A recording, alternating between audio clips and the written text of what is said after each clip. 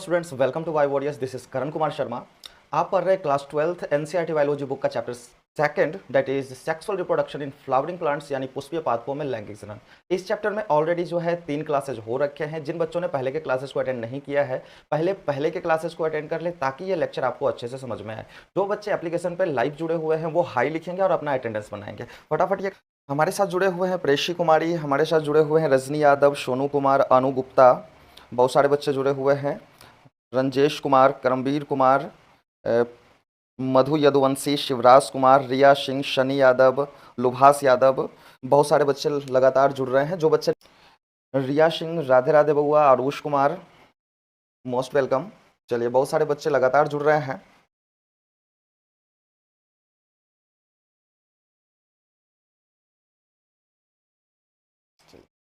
Aarush Kumar attendance लग गया बउआ, ओके।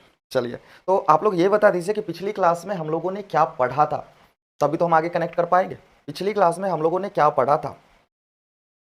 मेरा साउंड वगैरह सब कुछ ठीक है या कहीं से कोई दिक्कत भी है? अगर दिक्कत है तो बता दीजिए। मेरा साउंड वगैरह सब कुछ सही है या कहीं से कोई दिक्कत भी है? ओम प्रकाश बाबू कैसे हैं सर? बहुत मस्त है बउआ।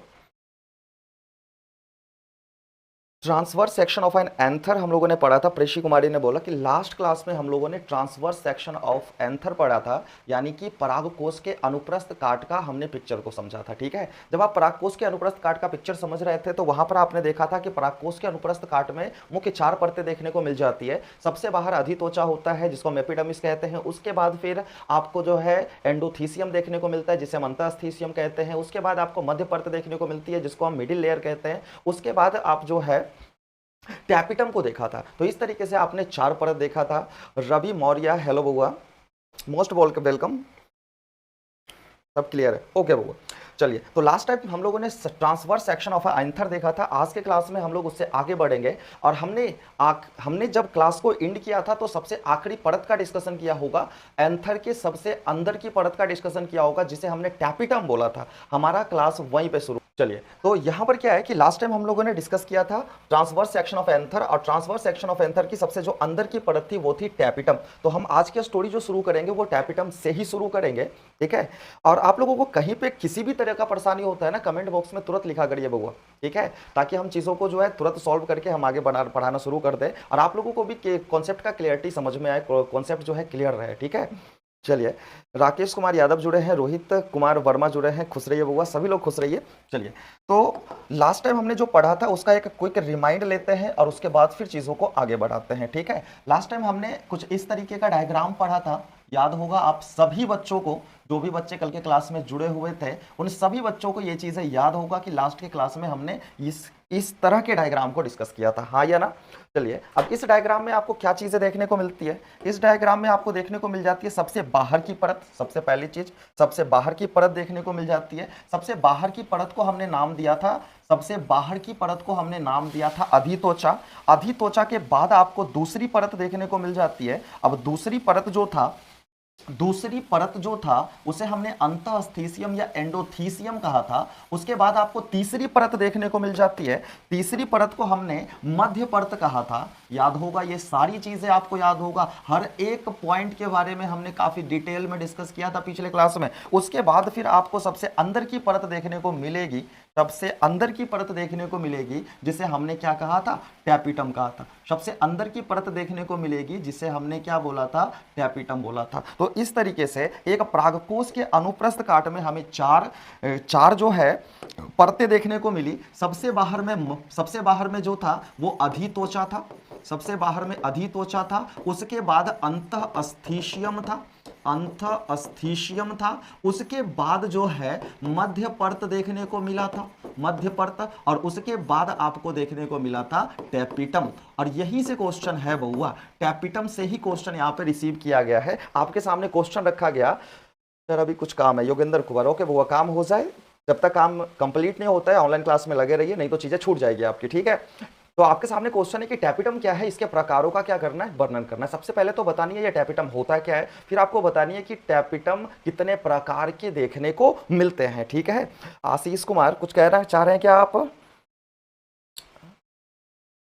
आशीष कुमार कुछ कहना चाह रहे हैं या फालतू में कमेंट बॉक्स मत भरा करिए बउआ। चलिए अब देखिए यहाँ पर जरा सा ये जो टैपिटम है ये है क्या। तो सबसे पहली चीज तो ये टैपिटम एक परागकोश का सबसे अंदर की परत है। टैपिटम जो है एक परागकोश की सबसे क्या होती है, आंतरिक परत होती है। और इसे हम लोग क्या कहते हैं, पोषकीय उत्तक कहते हैं। इसे हम लोग क्या कहते हैं, पोषकीय उत्तक। कल आपने पढ़ा था एक परागकोश के अनुप्रस्थ काट में हमने देखा था कि एक परागकोश की सबसे अंदर की जो परत होती है वो टैपिटम होती है। टैपिटम वृद्धिशील परागकणों को पोषण देने का काम करती है, इसीलिए हम उसे पोषकीय उत्तक कहते हैं। क्या कहते हैं, पोषकीय उत्तक। तो यहां पर हमने लिखा कि टैपिटम एक परागकोश की सबसे आंतरिक क्या होता है, पोषकीय उत्तक होता है। अगर आपसे पूछे कि बताइए परागकोश में पाई जाने वाली पोषकीय उत्तक का नाम बताइए, आंख मूंद के आप आंसर करोगे, क्या होगा, टैपिटम होगा। परागकोश के अंदर पाई जाने वाली जो पोषकीय उत्तक है वो है टैपिटम। गोलू कुमार हेलो बउआ। चलिए नेक्स्ट क्या है, आप यहां पर जरा ध्यान से देखिएगा। हमने एक चीज बताया था कि जो टैपिटम होता है ना, ये एक दीवार है जिसके अंदर वाली जगह को, टैपिटम जो है यह एक दीवार है जिसके अंदर वाली जगह को हम लोग एक विशेष नाम देते हैं। इसे हम लोग लघु बीजाणुधानी बोलते हैं। क्या बोलते हैं बउआ, लघु बीजाणुधानी बोलते हैं। क्या बोलते हैं, लघु बीजाणुधानी बोलते हैं, या फिर इसे माइक्रोस्पोरेंजियम बोलते हैं। माइक्रोस्पोरेंजियम बोलते हैं, लघु बीजाणुधानी, या फिर क्या कहते हैं, माइक्रोस्पोरेंजियम बोलते हैं। हमने क्या बोला, टैपिटम एक दीवार की तरह कार्य कर रही है। टैपिटम के अंदर जो जगह है उसे हम क्या कह रहे हैं, लघु बीजाणुधानी बोल रहे हैं। आप बताओ एक परागकोश में लघु बीजाणुधानी की संख्या कितनी होती है। जूली कुमारी खुश रहिए बउआ। एक परागकोश में लघु बीजाणुधानियों की संख्या कितनी होती है, फटाफट आंसर करेंगे आप लोग। एक परागकोश में लघु बीजाणुधानियों की संख्या कितनी होती है, आप जरा सा देख लो। यहां पर टैपिटम यहां है तो टैपिटम की दीवार आपको यहां भी देखने को मिलेगा, टैपिटम की दीवार यहां भी देखने को मिलेगा, टैपिटम की दीवार यहां भी देखने को मिलेगा, और टैपिटम की दीवार यहां पर भी देखने को मिलेगा। और इस तरीके से अगर ये लघु बीजाणुधानी है तो ये भी लघु बीजाणुधानी है, ये भी लघु बीजाणुधानी है, और ये भी क्या है, लघु बीजाणुधानी है। तो एक परिपक्व परागकोश में बेसिकली आपको जो है 4 लघु बीजाणुधानी देखने को मिलती है। कितने लघु बीजाणुधानी, 4 लघु बीजाणुधानी देखने को मिलती है। क्या बातें क्लियर है। बहुत सारे बच्चे लगातार आंसर कर रहे हैं। मधु कुमारी 4, बहुत बढ़िया बउआ। करमवीर कुमार कह रहे हैं 4 होता है, आशीष कुमार 4 होते हैं, शिवराज, बाबूलाल कुमार, नंदिनी सिंह, बहुत बढ़िया बउआ। तो यहां पर आप देख रहे हो कि जो लघु बीजाणुधानी है, लघु बीजाणुधानियों की संख्या एक परागकोश के अंदर कुल 4 देखने को मिलता है। ठीक है, तो अब ये समझ में आ गया होगा कि ये लघु बीजाणुधानी है तो टैपिटम कहीं ना कहीं लघु बीजाणुधानी का दीवार है। टैपिटम कहीं ना कहीं लघु बीजाणुधानी का क्या है, दीवार है। यानी टैपिटम लघु बीजाणुधानी के दीवार की क्या कर रही है, रचना कर रही है। अब यहां पर बात को जरा ध्यान से समझिएगा। ये जो लघु बीजाणुधानी है क्या ये खाली होता है, लघु बीजाणुधानी क्या ये खाली होता है। सुरेश पंडित हेलो बउआ, ओजी गेमर हेलो बउआ। ठीक है, तो यहां पर जरा सा ध्यान दीजिएगा कि क्या लघु बीजाणुधानी खाली होता है, तो लघु बीजाणुधानी खाली नहीं होते हैं। लघु बीजाणुधानी के अंदर आपको बहुत सारे बड़ी बड़ी कोशिकाएं भरी हुई देखने को मिलती है। लघु बीजाणुधानी के अंदर आपको बहुत सारे कोशिकाएं देखने को मिलती है, और ये वही कोशिकाएं होती है जो आगे चलकर लघु बीजाणु और परागकणों का निर्माण करते हैं। लघु बीजाणु और परागकणों का क्या करते हैं, निर्माण करते हैं। क्या इतनी चीजें क्लियर है, क्या इतनी चीजें क्लियर है। हमने क्या बोला कि जो लघु बीजाणुधानी होता है इसकी दीवार टैपिटम है। ठीक है, लघु बीजाणुधानी में भरा होता है, क्या भरा होता है, विशेष प्रकार की कोशिकाओं का समूह भरा होता है जो आगे चलकर परागकणों का निर्माण करते हैं। इन समूह को कहेंगे क्या, तो ये जो एक कोशिका है ना, ठीक है, यहां पर तो बहुत सारी कोशिकाएं नजर आ रही है लघु बीजाणुधानी में भरा हुआ। एक कोशिका को हम लोग बीजाणुजन कोशिका कहेंगे, बीजाणुजन कोशिका कहेंगे। एक कोशिका को हम लोग बीजाणुजन कोशिका या फिर स्पोरोजिनस सेल बोलेंगे। एक कोशिका को हम लोग बीजाणुजन कोशिका या स्पोरोजिनस सेल बोलेंगे। वहीं यहां पर अंदर तो बहुत सारी कोशिकाएं हैं ना, कोशिकाओं का समूह देखने को मिल रहा है। कोशिकाओं के समूह को उत्तक कहते हैं, तो इनके समूह को हम क्या कहेंगे, बीजाणुजन उत्तक बोलेंगे, बीजाणुजन उत्तक बोलेंगे, या फिर इसे बोलेंगे स्पोरोजिनस स्पोरोजिनस टिश्यू बोलेंगे, बीजाणुजन उत्तक बोलेंगे, या फिर स्पोरोजिनस टिश्यू बोलेंगे। क्या इतनी चीजें क्लियर है? फिर से रिमाइंड करवा देते हैं। टैपिटम जो होता है एक परागकोश की सबसे आंतरिक परत होती है। टैपिटम जो होता है एक परागकोश की पोषकीय उत्तक होती है। टैपिटम जो है परागकोश में लघु बीजाणुधानी के दीवार की रचना करती है। लघु बीजाणुधानी की संख्या एक परागकोश के अंदर 4 होती है। अब प्रत्येक लघु बीजाणुधानी में विशेष प्रकार के कोशिकाएं भरी होती है, जिन कोशिका को हम लोग लघु बीजाणु कोशिका और इनके समूह को लघु बीजाणु उत्तक कहते हैं। इसका मतलब लघु बीजाणुधानी में लघु बीजाणु उत्तक बीजाणुजन उत्तक भरे होते हैं। बातें क्लियर है? बीजाणुजन कोशिका के समूह को क्या कहेंगे? बीजाणुजन उत्तक कहेंगे। चलिए बात को यहां समझते हैं। क्या लिखा गया? लिखा यह गया कि लघु बीजाणुधानी में क्या पाया जाता है? बीजाणुजन कोशिकाओं का समूह पाया जाता है, जिसे हम लोग क्या कहते हैं? बीजाणुजन उत्तक बोलते हैं, या फिर स्पोरोजिनस टिश्यू कहते हैं। बीजाणुजन उत्तक बोलते हैं या फिर क्या कहते हैं? स्पोरोजिनस टिश्यू कहते हैं। अब जरा ध्यान से बात को समझिएगा, ठीक है? हमने बताया ये जो बीजाणुजन उत्तक है ना, इसी की प्रत्येक कोशिका आगे चल करके पराग कणों का क्या करते हैं? निर्माण करते हैं। आगे देखोगे प्रक्रिया, नेक्स्ट टॉपिक हम यही पढ़ेंगे कि बीजाणुजन कोशिका किस तरीके से पराग कणों का निर्माण करती है। तो प्रत्येक बीजाणुजन उत्तक की प्रत्येक बीजाणुजन कोशिका एक परिपक्व परागकण बनाने की क्या रखती है? क्षमता रखती है, और इसी से परागकण का निर्माण होता है। मतलब बीजाणुजन कोशिकाएं ही परागकणों का क्या करती है? निर्माण करती है, ठीक है? तो परागकण का निर्माण जो है परागकोश के अंदर लघु बीजाणुधानी में होता है। किससे होता है? बीजाणुजन कोशिका से होता है। क्या बातें क्लियर है? अब जब इनमें परागकण बन जाएंगे, अभी परागकण नहीं बना है, अभी सिर्फ क्या देखने को मिल रहा है? बीजाणुजन कोशिकाओं का समूह अंदर देखने को मिल रहा है, अभी परागकण नहीं बना है। लेकिन जब अंदर परागकण बन जाएगा ना, तो आप क्या देखोगे कि लघु बीजाणुधानी जो है बड़ा हो जाएगा। लघु बीजाणुधानी बड़ा हो जाएगा, और ये दो लघु बीजाणुधानी एक दूसरे से मिल जाएंगे, और ये भी दो लघु बीजाणुधानी एक दूसरे से मिल जाएंगे। और जब अंदर ठसाठस परागकण बन जाएगा ना, तो लघु बीजाणुधानी का ही नाम बदल देंगे, और फिर क्या नाम रखेंगे? परागपुट बोलेंगे। यानी कि जब लघु बीजाणुधानी परिपक्व हो जाती है, जब लघु बीजाणुधानी में परागकण का निर्माण हो जाता है, तो हम लघु बीजाणुधानी को ही परागपुट बोलते हैं, या पोलन सैक बोलते हैं। परागपुट कहिए या फिर क्या कहिए? पोलन सैक बोलिए। यहां पर हम कहीं पे लिख देते हैं, ठीक है? परागपुट बोलिए, या फिर उसे क्या बोलिए बउआ? पोलन शैक बोलिए, ठीक है? तो पोलन शैक हमने किसको बोला है? परागपुट को बोला है। परागपुट को हम लोग इंग्लिश में क्या कहते हैं? पोलन शैक कहते हैं। क्या इतनी बातें क्लियर है? क्या इतनी बातें क्लियर है? बीजाणुजन उत्तक मधु यदवंशी, बहुत बढ़िया बउआ। आयुष राज, गुड इवनिंग बउआ। रंजेश, आशीष कुमार, आयुष राज, लुबास यादव, ओके चलिए ठीक है, आगे बढ़ते हैं। अब देखिए, इससे जैसे ही आप आगे जाओगे, आप क्या देखोगे? आप ये देखोगे कि सर जी, जब ये बीजाणुजन कोशिकाएं परागकण का निर्माण कर रही होगी, जब ये बीजाणुजन कोशिकाएं परागकण को बना रही होगी, तो उस दौरान इन्हें पोषण की जरूरत पड़ेगी, और इनको पोषण देने का काम कौन करेगा? टैपिटम करेगा। इसीलिए टैपिटम को तो हम पोषकीय उत्तक कहते हैं। तो हम क्या कह रहे हैं कि जो टैपिटम है, ये वृद्धिशील परागकणों को क्या करता है? पोषण प्रदान करने का काम करती है। और पोषण देने के तरीके के आधार पे, पोषण देने के तरीके के आधार पे हम क्या करते हैं? टैपिटम को दो प्रकारों में बांटते हैं। एक तो अमीवाइडल टैपिटम हो गया, और दूसरा जो है सिक्रीटिव टैपिटम हो गया। अमीवाइडल टैपिटम और दूसरा क्या? सिक्रीटिव टैपिटम। क्या इतनी बातें क्लियर है? अमीवाइडल टैपिटम और दूसरा क्या? सिक्रीटिव टैपिटम। अमीवाइडल टैपिटम और दूसरा क्या? सिक्रीटिव टैपिटम। क्या बातें क्लियर है? चलिए यहां पर आगे समझते हैं। अब अमीवाइडल टैपिटम किसको कहेंगे और सिक्रीटिव टैपिटम किसको कहेंगे? अमीवाइडल टैपिटम और स्राविक टैपिटम किसको कहेंगे? हर एक को हम जो है बारी बारी से समझते हैं, ठीक है? अब जरा सा बात को समझिएगा। देखिए बउआ, यहां पर हम दो जो है लघु बीजाणुधानी का निर्माण कर रहे हैं। यहां पर हम दो जो है लघु बीजाणुधानी को बना रहे हैं, और आप दोनों को जरा सा ध्यान से समझिएगा, तब जाकर आपको जो है चीजें समझ में आएगी कि टैपिटम दो प्रकार के यदि होते हैं तो किस प्रकार से। जरा सा ध्यान से देखिए, यहां पर हम क्या किए? यहां पर हमने क्या किया कि सर जी, एक जो है टैपिटम की दीवार को बनाया, टैपिटम की दीवार को बनाया। एक स्तरीय होता है, बातें पता है आपको। शुरुआत में हर कोशिका के पास, टैपिटम की प्रत्येक कोशिका के पास एक केंद्रक देखने को मिलता है, एक केंद्रक ही होता है ये, ठीक है?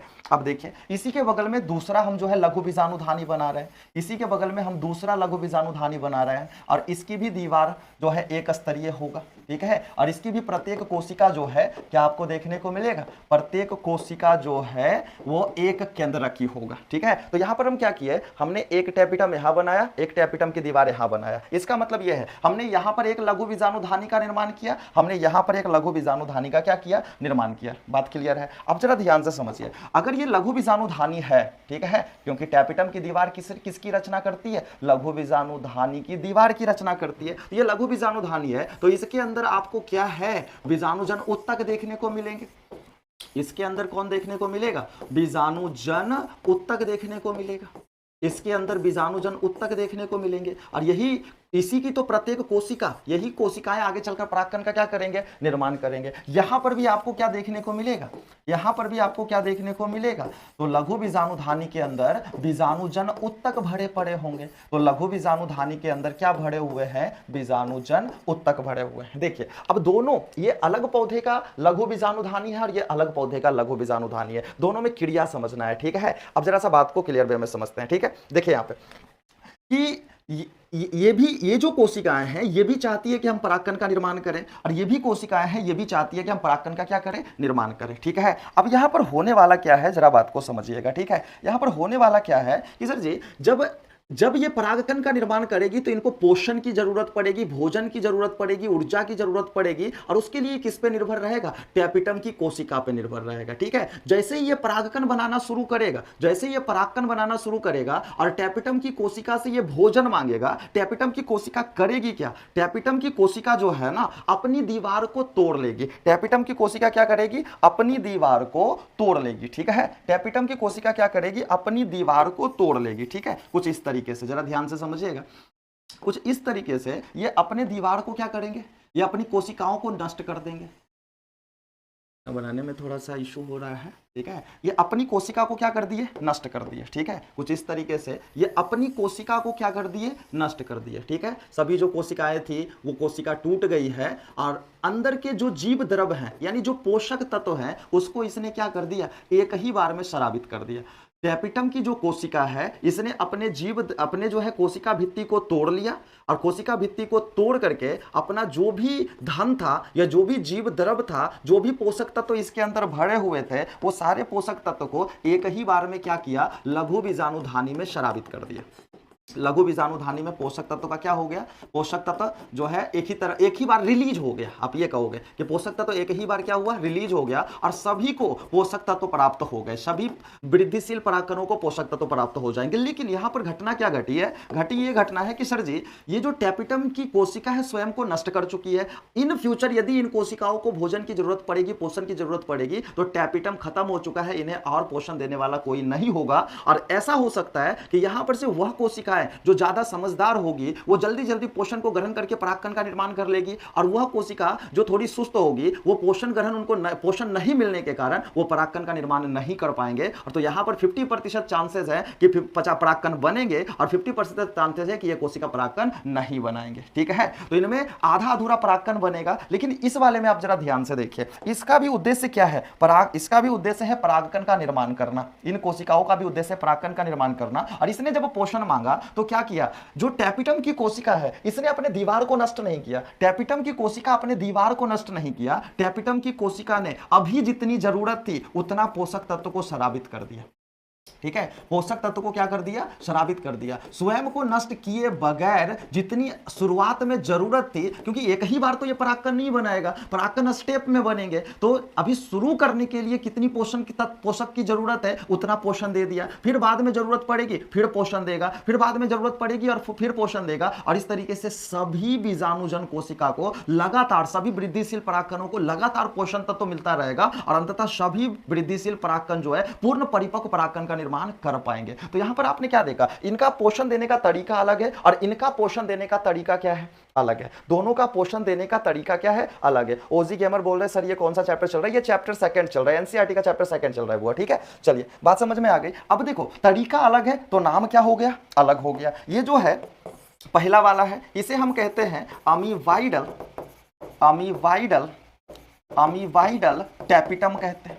इसे हम लोग क्या कहेंगे, अमीवाइडल टैपिटम कहेंगे, ठीक है। अमीवाइडल जो टैपिटम होता है ये क्या कि सर जी उस प्रकार का टैपिटम, ठीक है, उस प्रकार का टैपिटम जो पोषण देने के दौरान अपना कोशिका भित्ति को तोड़ ले और अपना संपूर्ण वो जीव द्रव को एक ही बार में, अपना संपूर्ण पोषक तत्व को एक ही बार में लघु बीजाणुधानी में मोचित कर दे, तो ऐसे टैपिटम को हम लोग अमीबाइडल टैपिटम कहेंगे। तो उस प्रकार का टैपिटम जो पोषण देने के दौरान, ऐसे कह सकते हो, जो वृद्धिशील पराग कणों को पोषण देने के दौरान, पराग कणों को पोषण देने के दौरान अपनी कोशिका भित्ति को तोड़ लेती है, अपनी कोशिका भित्ति को तोड़ लेती है एवं संपूर्ण पोषक तत्व एक ही बार में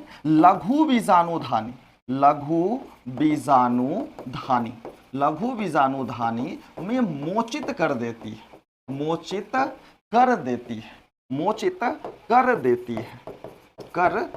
है। इस प्रकार का टैपिटम क्या कहलाएगा? अमीबाइडल टैपिटम कहलाएगा। क्या बातें क्लियर है? ये चीजें क्लियर हो गई? योगेंद्र कुमार की और क्लास में हो रहा था, नहीं समझ में आया आपने क्या बोला? चलिए ठीक है। ये कोमल यादव कौन है बउआ? इस तरीके से अगर आपका बिहेवियर रहा तो हो सकता है कि आपको ब्लॉक कर दिया जाए। करमवीर कुमार बोल रहे हैं गोलाकर को क्या बोला जाता है? गोलाकर, थोड़ा सा सही से आप जो है, थोड़ा सही से आप क्वेश्चन पूछिए। क्वेश्चन हमें समझ में नहीं आया आपने क्या पूछा। गोलाकर को क्या बोला जाता है? ठीक है, अब देखिए थोड़ा क्वेश्चन को फिर से पूछिए बउआ, आपको हो सकता है टाइपिंग करने में मिस्टेक हुई हो। तो हमने क्या बोला? उस प्रकार का टैपिटम जो वृद्धिशील परागकणों को पोषण देने के दौरान अपनी कोशिका भित्ति को तोड़ लेती है एवं संपूर्ण पोषक तत्व को एक ही बार में लघु बीजाणुधानी में क्या कर देती है? मोचित कर देती है। ऐसे टैपिटम को हम लोग अमीबाइडल टैपिटम करते हैं। और ये भविष्य में यदि वृद्धिशील परागकण को पोषण की जरूरत पड़ती है तो इसकी पूर्ति करने में क्या होते हैं? ये असक्षम होते हैं। ठीक है, तो भविष्य में पराग कणों की बढ़ती मांग को पूर्ति करने में ये क्या होते हैं? असक्षम होते हैं। पूर्ति करने में ये क्या होते हैं? असक्षम होते हैं, क्योंकि ये स्वयं को नष्ट कर चुके हैं। भविष्य में ये जो है रहेंगे ही नहीं, तो वृद्धिशील परागकणों को पोषण की जरूरत पड़ेगी तो ये दे नहीं पाएंगे। क्या ये चीजें क्लियर है? चलिए अब नेक्स्ट चलते हैं। ये दूसरा नंबर पर भी हमने डिस्कशन कर रखा था। दूसरा जो है अमीबाइडल के बाद होता है, इसे बोलते हैं श्राविक टैपिटम। ये जो दूसरा नंबर है टैपिटम, इसे हम लोग क्या बोलते हैं? श्राविक टैपिटम बोलते हैं। इसे हम लोग श्राविक टैपिटम बोलते हैं या सिक्रीटिव टैपिटम बोलते हैं। कैसा टैपिटम होता है ये उस प्रकार का टैपिटम है जो वृद्धिशील परागकणों को आवश्यकता अनुसार पोषण प्रदान करती है। जब जितनी पोषक तत्व की जरूरत है उतना ही पोषक तत्व देती है, एक ही बार में स्वयं को नष्ट नहीं करती है। और भविष्य में यदि पोषक तत्व का डिमांड बढ़ता है तो इस प्रकार का टैपिटम बढ़ती हुई पोषक तत्व के डिमांड को पूरा करने में सक्षम होते हैं। तो हम क्या लिखेंगे? उस प्रकार का टैपिटम जो आवश्यकता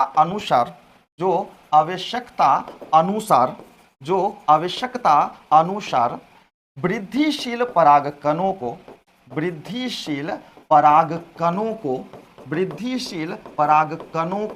पोषण प्रदान करती है।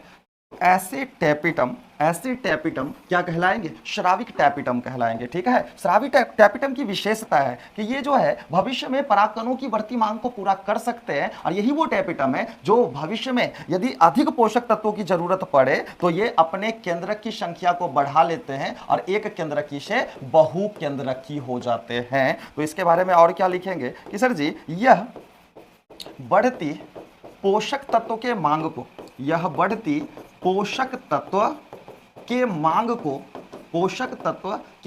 को पूरा करने में सक्षम होती है।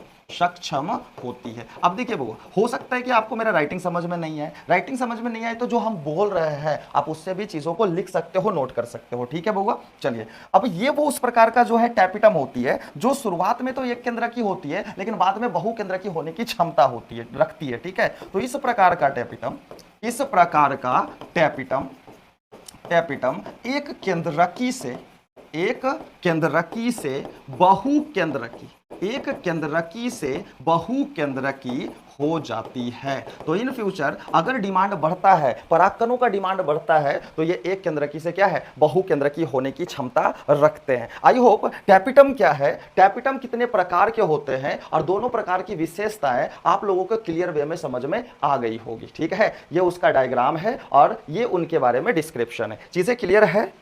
क्या ये चीजें क्लियर है? तो हम आगे बढ़े, नेक्स्ट टॉपिक पे जंप करें। सोनू कुमार, नंदनी सिंह, राधे राधे बउआ। ओके, जो बच्चे अभी तक भी कनेक्टेड नहीं हुए उनको शेयर कर दीजिए ताकि वो कनेक्ट हो जाए, ठीक है। चलिए, अब हम लोग जो है न्यू टॉपिक पे जंप आउट करते हैं। अब यहीं से हम नेक्स्ट टॉपिक को रिसीव करेंगे, ठीक है। हमने देखा टैपिटम है, टैपिटम के अंदर क्या है देखो। तो इससे पहले हमने क्या देखा था, इससे पहले हमने परागकोश देखा, परागकोश के अंदर हमने लघु बीजाणुधानी देखा, लघु बीजाणुधानी को हमने बाहर निकाल लिया। हमने देखा लघु बीजाणुधानी की जो दीवार है वो टैपिटम है और लघु बीजाणुधानी में बीजाणुजन उत्तक भरे हुए हैं और इनकी कोशिका ही क्या करती है, टैपिटम से पोषण प्राप्त करती है और परागकणों का निर्माण करती है। अब सवाल ये उठता है कि परागकण कैसे बनते हैं। अब सवाल ये उठता है कि परागकण का निर्माण कैसे होता है, और जिस चीज को समझने के लिए हम लोगों ने क्या किया है, एक क्वेश्चन बनाया है, ठीक है। इस तरह के क्वेश्चन आपके बोर्ड्स में पूछे जाते हैं और जब भी पूछे जाते हैं तो लॉन्ग क्वेश्चन में पूछे जाते हैं, 5 मार्क्स में पूछे जाते हैं। तो थोड़ा सा सीरियस वे में चीजों को समझने का प्रयास करिएगा, ठीक है। क्वेश्चन है आपके सामने, लघु बीजाणु जनन से आप क्या समझते हैं। क्वेश्चन है आपके सामने, लघु बीजाणु जनन से आप क्या समझते हैं, ठीक है। लघु बीजाणु जनन को क्या कहा जाता है, माइक्रोस्पोरोजेनेसिस कहते हैं, ठीक है। लघु बीजाणु जनन को क्या कहते हैं, माइक्रोस्पोरोजेनेसिस कहते हैं। चीजें क्लियर है? तो आपको लघु बीजाणु जनन क्या है इसका डेफिनेशन देनी है, लघु बीजाणु जनन की पूरी प्रक्रिया को समझानी है। पहले हम लोग क्या करेंगे, लघु बीजाणु जनन की पूरी प्रक्रिया को समझेंगे और उसके बाद इसके डेफिनेशन और इसकी पूरी प्रक्रिया के बारे में लिखेंगे। तो पहले समझ लेंगे तो हमें डेफिनेशन देने में भी आसानी होगी और इसके बाद इसकी प्रक्रिया को लिखने में भी क्या होगी, आपको काफी आसानी होगी। पहले तो चीजों को समझना है, पूरा कॉन्सेंट्रेशन बना के रखिएगा और कहीं पर भी किसी तरह का परेशानी हो सीधा क्वेश्चन आपको पूछना है, ठीक है। क्योंकि हो सकता है कि प्रोसेस थोड़ा सा कॉम्प्लिकेटेड हो। शेखर कुमार जुड़ चुके हैं, आयुष राज यादव, ओके बउआ। कंसंट्रेशन जरूरी है बउआ। देखते हैं, थोड़ा सा प्रोसेस कॉम्प्लिकेटेड है, यहाँ कंसंट्रेशन बना के रखेंगे तो ये प्रक्रिया आपको काफी आसान लगेगी। बस चीजें आपको स्टेप समझना है, स्टेप आपको समझ में आ गई, चीजें काफी आसान होगी, ठीक है। ओके, चलिए आगे बढ़ते हैं। देखिए यहाँ पे तो लघु बीजाणु जनन, तो लघु बीजाणु जनन होता है एग्जैक्टली में क्या है, तो लघु बीजाणु बनने की प्रक्रिया, हम सिंपली बोल सकते हैं कि लघु बीजाणु बनने की प्रक्रिया को हम क्या कहेंगे, बनने की जो प्रक्रिया होगी इसे हम क्या कहेंगे, लघु बीजाणु जनन। और आप लोग पहले से जानते हो कि लघु बीजाणु होता क्या है, तो लघु बीजाणु जो है एक पौधे का नर युग्मक होता है जो निषेचन में भाग लेता है और अगली पीढ़ी का निर्माण करता है। तो ये नर युग्मक बनते कैसे हैं, नर युग्मक के ऊपर भित्ति कैसे चढ़ती है और किस तरीके से लघु बीजाणु बनते, किस तरीके से परागकण बनते, इस पूरी प्रक्रिया को हम लोग डिटेल में समझेंगे इस टॉपिक के अंदर। चीजें क्लियर है? चलिए अब देखिए बउआ, यहां पर बात को समझिए। हम कहना ये चाह रहे हैं कि सर जी, देखिए कहना ये चाह रहे हैं कि सर जी ये जो है एक क्या है, ये जो है एक क्या है, पुंकेसर है। इसे आप जानते हो, ये क्या है, पुंकेसर है। इसे हम लोग क्या कहेंगे, पुंकेसर कहते हैं या फिर इसे क्या कहते हैं, स्टेमन कहते हैं। ये चीजें आप पहले से जानते हो, ठीक है। हमने क्या किया है, हमने अभी तक क्या किया कि सर जी ये जो पुंकेसर है ना, ये जो पुंकेसर का ऊपरी हिस्सा है ना, इसे हम परागकोश का है, और परागकोश को हम लोगों ने काट के देखा और हमने क्या देखा, परागकोश को जब हम लोगों ने काटा तो हमने क्या देखा, कुछ इस तरह का हमने संरचना को देखा, ठीक है। इस तरह का हमने क्या देखा, संरचना को देखा। ये ऊपरी संरचना जिसके अंदर क्या है, लघु बीजाणुधानी है। तो एक परागकोश के अनुप्रस्थ काट में आपको लघु बीजाणुधानी की संख्या कितनी मिल जाती है, 4 देखने को मिल जाती है, जो टैपिटम की दीवार से घिरी हुई होती है, ठीक है। अब जरा से यहाँ बात को समझिए, हमने इसे और भी बड़ा करके इस पूरी चीज़ों को हमने थोड़ा सा बड़ा किया था, और बड़ा करने के बाद हम लोगों ने क्या किया कि सर जी इसका एक डिटेल्ड डायग्राम तैयार किया। अब आप बोलोगे सर एक ही चीज़ को बार बार रिपीट करते हो। सर जी अगले टॉपिक को कनेक्ट करने के लिए पिछले टॉपिक का रिवाइज होना बहुत जरूरी होता है, ठीक है। अब यहाँ पर हमने क्या किया, इस बड़े वाला जो ऊपरी जो सतह था उसका हमने पिक्चर तैयार किया। यहाँ पर हमने देखा था कि कितनी परतें थी, तो परतें तो आपने बहुत देखा। सबसे बाहर जो है अधित्वचा, उसके बाद क्या है उसके बाद जो है एंडोथीसियम, ठीक है। सबसे बाहर आपने त्वचा देखा, उसके बाद आपने देखा किसको, अंतःस्थीसियम, उसके बाद फिर आपने देखा किसको, मध्य परत, उसके बाद आपने देखा किसको, टैपिटम को। मध्य परत, उसके बाद आपने किसको देखा, टैपिटम को। इसके अंदर में क्या था, टैपिटम, जो किसका निर्माण कर रही है, लघु बीजाणुधानी का। और इसी टैपिटम के दीवार के अंदर की जगह लघु बीजाणुधानी है, और लघु बीजाणुधानी में भरे पड़े हैं बीजाणुजन कोशिकाएं, जो आगे चल करके परागकण का क्या करेंगे, निर्माण करेंगे। आगे चल करके परागकण का निर्माण करेंगे। करमवीर कुमार बोल रहे सेक्रेटिव टैपिटम को एक बार फिर से एक्सप्लेन करिए, ठीक है। वो ये वाला टॉपिक समझ लीजिए, उसको एक बार रिमाइंड करवा देंगे, ठीक है। देखिए यहां पर क्या है, अब हम लोग क्या करेंगे, ये इसके अंदर परागकण कैसे बनते हैं, इस प्रक्रिया को समझने के लिए, लघु बीजाणु कैसे बनते हैं, इस प्रक्रिया को समझने के लिए हम करने वाले क्या है, ये जो लघु बीजाणुधानी है ना, इसको बाहर निकालेंगे, ठीक है। अब लघु बीजाणुधानी को जैसे ही हम लोग बाहर निकालेंगे, कुछ इस तरह का गोलाकार संरचना देखने को मिलेगी। इस तरीके से आपको जो है क्या मिलेगा, टैपिटम की दीवार देखने को मिलेगी, और इसके अंदर आपको जो है बीजाणुजन, इसके अंदर आपको जो है बड़ी बड़ी जो है बीजाणुजन कोशिकाएं, स्पोरोजिनस सेल्स देखने को मिलेगी, जो परागकणों का क्या करेंगे, निर्माण करेंगे, लघु बीजाणुओं का निर्माण करेंगे, ठीक है। तो आप लोगों को यह बतानी है कि ये जो कोशिका हमने अंदर में बनाया, जिसे हम बीजाणुजन कोशिका कह रहे हैं, ठीक है, ये अगुणित होती है या द्विगुणित होती है, अगुणित होती है या द्विगुणित होती है, इस चीज को बताना है आप लोगों को। अगुणित होती है या द्विगुणित होती है, बता सकते हैं? अगुणित होती है। नहीं बउआ, ये जो कोशिका अभी जो है ना परागकण बना है, ना लघु युग्मक बना है, और ना ही नर युग्मक का निर्माण हुआ है, युग्मक अभी बना ही नहीं है। तो जितनी कोशिकाएं होगी अभी तक, वो सभी द्विगुणित होगी। जब युग्मक बन जाएंगे तो युग्मक हमेशा अगुणित होते हैं। मधु यदुवंशी, आपने गलत बोला है, ठीक है। अब जरा सा आगे बढ़ते हैं। अब देखिए यहां पर क्या है कि हम लघु बीजाणु जनन की प्रक्रिया को समझने के लिए हम करेंगे क्या, यहां से एक कोशिका को बाहर निकाल लेंगे। यहां से हम एक कोशिका को क्या करेंगे, बाहर निकाल लेंगे, ठीक है। यहां से हम एक कोशिका को बाहर निकाल लेंगे। हमें एक और पेन की जरूरत पड़ेगी यहाँ पे, ओके।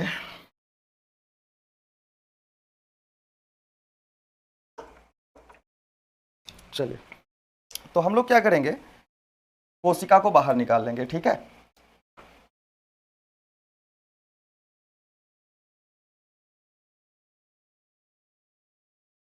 चलिए, तो यहां से हम लोग क्या कर रहे हैं, एक कोशिका को बाहर निकाल रहे हैं, और चीजों को स्टेप वाइज समझते जाना है बबू। लघु बीजाणु जनन की प्रक्रिया जो चलेगी, वो चलेगी इस कोशिका में। यहां से हम क्या करते हैं, एक कोशिका को बाहर निकाल लेते हैं। यहां से हम क्या करते हैं, एक कोशिका को क्या करते हैं, बाहर निकाल लेते हैं, ठीक है। यहां से हम एक कोशिका को बाहर निकाल लेते हैं। अब एक कोशिका जो यहां से हम बाहर निकालेंगे, वो कौन सी कोशिका होगी, तो ऑब्वियस सी बात है, वो जो कोशिका होगी, कौन सी कोशिका होगी, बीजाणुजन कोशिका होगी, जिसकी सूत्र गुणिता क्या होगी, 2n होगा। बीजाणुजन कोशिका होगी जिसकी सूत्र गुणिता क्या होगा, 2n होगा। बात क्लियर है? तो नाम इसका लिख देते हैं हम। इसे कहेंगे क्या, तो इसे हम लोग कहने वाले हैं बीजाणुजन कोशिका। इसे हम लोग कहेंगे क्या, बीजाणुजन कोशिका कहेंगे, या फिर इसे हम लोग स्पोरोजिनस शेल कहेंगे, ठीक है। अब एक चीज आपको ध्यान रखनी है, हमने एक को बाहर निकाला है। जिस तरीके से लघु बीजाणु जनन की प्रक्रिया इस एक बीजाणुजन कोशिका में होगा, वो उसी प्रकार की प्रक्रियाएं ये सभी बीजाणुजन कोशिका में चलेगी, और सभी जो है परागकण का उसी तरीके से निर्माण करेगा। अब ये एक कोशिका किस तरीके से लघु बीजाणु जनन करती है और परागकण का निर्माण करती है, प्रक्रिया समझ जाते हैं तो हमें पता चल जाएगा कि ये सभी कोशिका उसी तरीके से लघु बीजाणु जनन करेंगे और परागकणों का क्या करेंगे, निर्माण करेंगे। क्या चीजें क्लियर है? नॉलेज यादव बोल रहे हैं द्विगुणित है, यादव कोमल बोल रहे हैं द्विगुणित है, बहुत बढ़िया। चलिए, अब देखिए यहाँ पर ये जो बीजाणुजन कोशिका है, ये सबसे पहले करेगी क्या, तो आप लोगों को पहले से कॉन्सेप्ट पता है कि जो नर युग्मक बनते हैं वो हमेशा और हमेशा भारी भरकम मात्रा में बनते हैं। नर युग्मक जो है भारी भरकम मात्रा में बनते हैं। नर युग्मक की संख्या काफी ज्यादा होता है। मनुष्यों में बात करें तो हर दिन जो है करोड़ों की नर में करोड़ों की संख्या में शुक्राणु बनते हैं और अंडाणु पूरे महीने में मात्र एक बनते हैं। तो यहीं से आप तुलना कर सकते हो कि नर युग्मक करोड़ों की संख्या में प्रत्येक दिन और महीने में सिर्फ एक अंडाणु का निर्माण होता है। तो पादपों में भी इसी तरह का घटना देखने को मिलता होगा कि नर युग्मक भारी भरकम मात्रा में बनते हैं, परागकण भारी भरकम मात्रा में बनते हैं, लघु बीजाणु भारी भरकम मात्रा में बनते हैं, लेकिन मादा युग्मक का निर्माण जो है काफी कम होता है। मादा युग्मक का निर्माण काफी क्या होता है, कम होता है। बातें क्लियर है? अब जरा सा बात को समझिए। देखिए यहाँ पे तो ये ज्यादा से ज्यादा लघु बीजाणु बन सके, परागकण बन सके, उसके लिए सबसे पहला काम क्या होने वाला है? उसके लिए सबसे पहला काम ये होगा कि ये जो बीजाणुजन कोशिकाएं हैं ना, ये जो बीजाणुजन कोशिकाएं हैं, ये लगातार क्या करेंगे? समसूत्री विभाजन करेंगे। ये लगातार क्या, कौन सा विभाजन करेंगे? समसूत्री विभाजन करेंगे। यहां पर चीजों को ध्यान से समझते जाना है बउआ, ठीक है? तो ये जो कोशिका है ये लगातार क्या, कौन सा विभाजन करेंगे? समसूत्री विभाजन करेंगे। ये लगातार कौन सा विभाजन? समसूत्री विभाजन, ठीक है? समसूत्री विभाजन करेंगे। और समसूत्री विभाजन को कहते क्या है? समसूत्री विभाजन को माइटोसिस कहा जाता है। ये ध्यान रखिएगा, कभी आप लोगों को ये शब्द देखने को मिल जाए, माइटोसिस शब्द देखने को मिल जाए तो समझ जाइएगा यहाँ पर समसूत्री विभाजन की बात हो रही है, यहाँ पर सम विभाजन की बात हो रही है। जब विभाजन होगा, नई कोशिका बनेगी तो गुणसूत्रों की संख्या समान होगी, सूत्रगुणिता क्या रहेगी? समान रहेगी, ठीक है? तो समसूत्री विभाजन होगा, लगातार समसूत्री विभाजन होगा यहाँ पर, ठीक है? और ये कोशिका प्रयास करेगा कि अपने जैसे ज्यादा से ज्यादा कोशिका का निर्माण कर पाए। तो यहां पर लगातार समसूत्री विभाजन करता जाएगा, लगातार समसूत्री विभाजन करता जाएगा और ये अपनी जनसंख्या को बढ़ाता जाएगा। लगातार जो है समसूत्री विभाजन करता जाएगा और ये अपनी जनसंख्या को बढ़ाता जाएगा। अब आप लोगों को बतानी है, आप लोग को बतानी है कि बताइए, अगर ये कोशिका द्विगुणित है और ये लगातार समसूत्री विभाजन कर रही है और इसके द्वारा नई कोशिका बन रही है, तो नई कोशिका का सूत्रगुणिता क्या होगा? ये जो नई कोशिका बन रही है इसकी सूत्रगुणिता क्या होगा? बताइए फटाफट बउआ। ये जो नई कोशिका बनी इसकी सूत्रगुणिता क्या होने वाली है? इसकी सूत्रगुणिता लघु बीजाणु मातृ कोशिका कहेंगे, बिल्कुल। और ये द्विगुणित होगी। बहुत बढ़िया बउआ। तो ये सभी की सभी कोशिका द्विगुणित होगी क्योंकि विभाजन क्या हो रहा है? समसूत्री विभाजन। समसूत्री विभाजन में क्या होता है? समान प्रकार की कोशिका का जन्म होता है। तो ये सभी की सभी जो कोशिकाएं होगी ये कैसी होगी? द्विगुणित होगी। तो सभी में हम लोग जो है क्या लिख देंगे? 2n लिख देंगे। अब ये वो कोशिका है जो आगे समसूत्री विभाजन नहीं करेंगे, आगे चल करके ये अर्धसूत्री विभाजन करेंगे और लघु बीजाणु का निर्माण करेंगे। तो लघु बीजाणु का निर्माण ये वाली कोशिका करेगी। इस कोशिका को कहेंगे क्या? इस कोशिका को हम लोग बोलेंगे लघु बीजाणु मातृ कोशिका। क्या बोलेंगे इसे? लघु बीजाणु मातृ कोशिका कहेंगे, ठीक है? लघु बीजाणु को बनाने वाली यह माता है, यानी लघु बीजाणु मातृ कोशिका हम लोग इसे कहेंगे, या फिर इसे कहेंगे माइक्रोस्पोर मदर सेल बोलेंगे। Microspore mother cell. और चूंकि बहुत ज्यादा है तो हम कोशिकाएं लिख देते हैं, मदर सेल्स लिख देते हैं, ठीक है? अब इसकी सूत्रगुणिता क्या है? चीजें तो नजर आ रही है। इसे शॉर्ट में आप लोग कह सकते हो एमएमसी, माइक्रोस्पोर मदर सेल। इसे शॉर्ट में आप एमएमसी भी लिख सकते हो। क्या चीजें क्लियर है? चलिए अब यहां पर जरा सा बात को समझिए। अब आगे क्या होगा? तो यहां पर अभी हुआ क्या? सबसे पहला काम यह हुआ लघु बीजाणु जनन के दौरान कि बीजाणुजन कोशिका ने लगातार समसूत्री विभाजन किया और बहुत सारे लघु बीजाणु मातृ कोशिकाओं का निर्माण किया। और ये सारी प्रक्रिया यहां पे चल रही है, इसके अंदर चल रही है, परागकोश के लघु बीजाणुधानी के अंदर चल रही है। तो ये सभी के सभी कोशिका लगातार समसूत्री विभाजन किए और अंदर ठसा ठस क्या भरा हुआ है? अब भरा हुआ है लघु बीजाणु मातृ कोशिकाएं भरा हुआ है। अब ये लघु बीजाणु मातृ कोशिका क्या करेंगे? देखो, तब ये क्या करेंगे? इसको समझने के लिए हम एक लघु बीजाणु मातृ कोशिका को क्या करेंगे? बाहर निकाल लेंगे, ठीक है? एक लघु बीजाणु मातृ कोशिका को हम लोग बाहर निकाल लेंगे, ठीक है? और जिस तरह की क्रियाएं एक लघु बीजाणु मातृ कोशिका में होगा, जिस तरह की क्रियाएं यह एक लघु बीजाणु मातृ कोशिका में होगा, समान प्रकार की क्रिया आपको सभी लघु बीजाणु मातृ कोशिकाओं में देखने को मिलेगा, ठीक है? तो यहां पर हमने क्या किया? एक जो लघु बीजाणु कोशिका थी जो कि द्विगुणित था, हम इसको बाहर निकाल लिए हैं, ठीक है? क्या नाम है इसका? तो ये एक की संख्या में है, तो इसको हम बोलेंगे लघु बीजाणु मातृ कोशिका बोलेंगे। लघु बीजाणु मातृ कोशिका बोलेंगे और यही वो कोशिका है जो आगे चलकर लघु बीजाणु का निर्माण करेंगे, ठीक है? इसे हम माइक्रोस्पोर मदर सेल बोलेंगे, माइक्रोस्पोर मदर सेल बोलेंगे, ठीक है। माइक्रोस्पोर मदर सेल का क्या हो चुका है, निर्माण, मदर सेल तो पहले ही बन चुका है। अब ये आगे कैसे लघु बीजाणु का निर्माण करेगा, इसको समझने के लिए हमने एक लघु बीजाणु मातृ कोशिका को अलग कर लिया। अब ये एक लघु बीजाणु मातृ कोशिका जैसे लघु बीजाणु को बनाएगी, ये सभी कोशिकाएं उसी तरह से लघु बीजाणु का निर्माण करने वाली है, ठीक है। अब देखिए, ये जो एक लघु बीजाणु मातृ कोशिका है ना, ये करेंगे क्या, ये जो एक लघु बीजाणु मातृ कोशिका है सब उसी तरीके से काम करेंगे बउआ। सिर्फ हम इसमें अगर समझ जाते हैं तो हमें पता चल जाएगा कि ये सभी कोशिका उसी तरीके से आगे की प्रक्रिया को किए होंगे। देखिए, तो ये वो कोशिका है जो अर्धसूत्री विभाजन के लिए तैयार है, लघु बीजाणु बनाने के लिए तैयार है, ठीक है। और जब भी लघु बीजाणु बनेगा तो लघु बीजाणु अगुणित होता है, तो आप बताओ द्विगुणित कोशिका से अगुणित कोशिका बनाने के लिए कौन सा विभाजन चलेगा, द्विगुणित कोशिका से अगुणित विभाजन। मधु यदुवंशी ने बोला अर्धसूत्री विभाजन होगा, बहुत बढ़िया बउआ, ठीक है। और अर्धसूत्री विभाजन जब भी होता है तो दो स्टेप में होते हैं, अर्धसूत्री विभाजन जब भी होता है तो दो स्टेप में होते हैं, पहले होता है अर्धसूत्रण फर्स्ट और फिर होता है अर्धसूत्रण सेकंड होता है, ठीक है। पहले होता है अर्धसूत्रण फर्स्ट और फिर होता है अर्धसूत्रण सेकंड, ठीक है। तो ये जो लघु बीजाणु मातृ कोशिका है, ये सबसे पहले क्या करेंगे, ये करेंगे अर्धसूत्रण फर्स्ट,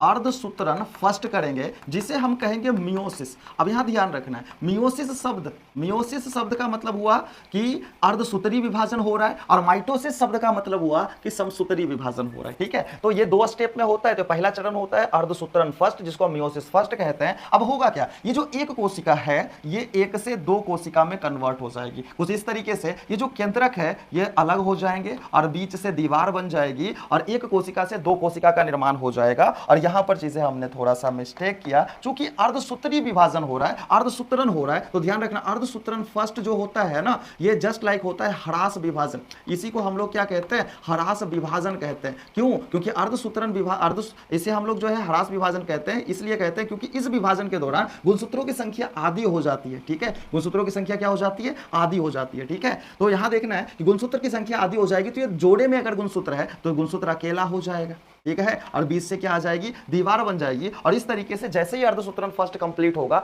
दो अगुणित कोशिका का निर्माण हो जाएगा, दो अगुणित कोशिका का निर्माण हो जाएगा। बहुत बढ़िया बउआ, आप लोग आंसर बहुत अच्छा कर रहे हो, ठीक है। नॉलेज कुमार ने मदर बउआ मोटगर क्या लिखे हो आप, मदर स्पेलिंग थोड़ा ध्यान दीजिए, ठीक है।